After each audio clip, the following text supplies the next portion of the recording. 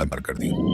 कहने को तो वो एक मौलवी था, लेकिन बीवी के मरने के बाद वो ऐसा जल्लाद बन चुका था कि उसे रिश्तों तक की पहचान न रही। गांव के लोग उसे वली मानते थे, लेकिन उसके अंदर का शैतान छुपा हुआ था। आखिर में अल्लाह ने उसे ऐसा खौफनाक अंजाम दिखाया कि सुनकर आपका दिल कांप जाएगा।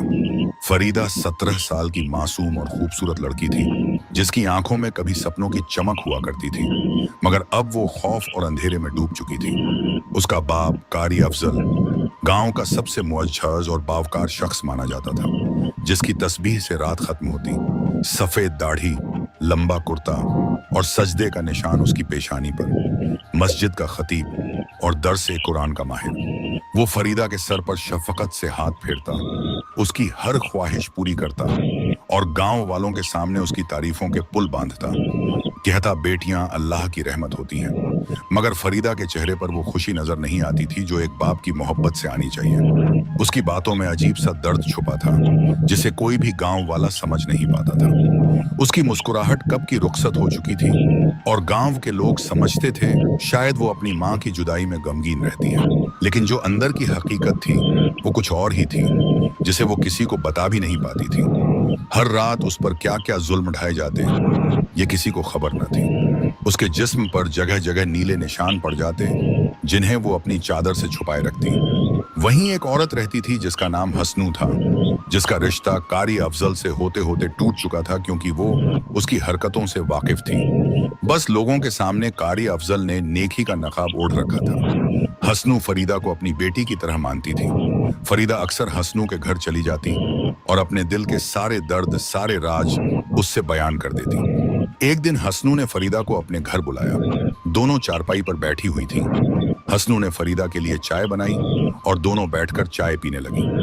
अचानक फरीदा की चादर उसके बाजू से सरक गई तो हसनू की नजर उस पर पड़े गहरे नीले निशानों पर पड़ी। निशान इतने ताजा थे जैसे किसी ने जबरदस्ती उसे पकड़ा हो, काटा हो। हसनू का दिल धक से रह गया। उसने नरमी से पूछा, बेटी, ये तुम्हारे बाजू पर क्या हुआ है? ये निशान कैसे लगे? फरीदा का रंग पीला पड़ गया। उसने जल्दी से अपनी आस्तीन पर चादर खींच ली और हड़बड़ाते हुए बोली, खाला, मैं गिर गई थी, मुझे चोट लग गई। उसकी आवाज कांप रही थी और नजरें जमीन पर जमी थीं। हसनू उम्रसीदा औरत थी। उसकी तजुर्बेकार निगाहों ने झूठ पकड़ लिया। उसने गौर से फरीदा के चेहरे की तरफ देखा। उसकी आंखों में खौफ, होंठों पर दबी चीख और चेहरे पर जर्दी साफ झलक रही थी। हसनू ने फरीदा के सर पर हाथ रखा और मोहब्बत से बोली, बेटी, मुझसे कैसी शर्म, मुझसे कुछ मत छुपाओ। मैं तुम्हें अपनी बेटी की तरह मानती हूँ। तेरे दिल में कोई भी बात है तो मुझे बता। कौन सा दुख तुझे अंदर ही अंदर खाए जा रहा है?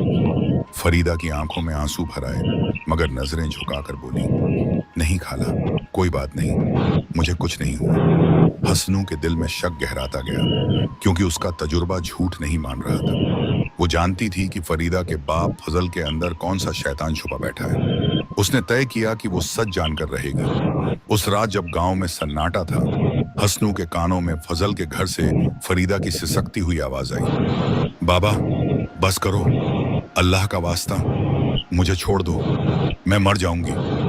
उस दर्द और बेबसी से भरी आवाज ने हसनू का कलेजा हिला दिया। वो दबे कदमों से फजल के घर के पास गई और दीवार के साथ कान लगाकर सुनने लगी। अंदर से फरीदा की दबी चीखें आ रही थीं। तभी दरवाजा जोर से खुला। हसनू छुप गई। फजल बाहर आया, पसीने से भीगा, हाथ कांप रहे, सांसें फूली हुई और नजरें बार बार पीछे दरवाजे की ओर उठ रही थीं। हसनू चुपके से भागी और सारी रात करवटें बदलती रही। सुबह होते ही वो फजल के दरवाजे पहुंची। पूछा, भाई, फरीदा कहाँ है? ठीक तो है? फजल ने झूठी मुस्कान के साथ कहा, हाँ, बिल्कुल ठीक है, बस तबीयत खराब है, सो रही है। हसनू ने कहा, ठीक है, मैं बाद में आऊंगी। लेकिन उसके दिल ने फैसला कर लिया कि आज रात वो खुद देखेगी कि अंदर क्या हो रहा है। रात होते ही वो फिर दबे कदमों से फरीदा के कमरे की खिड़की के पास पहुंची। शीशे को आहिस्ता से छुआ और अंदर झांका। कमरे से हल्की सी रोशनी आ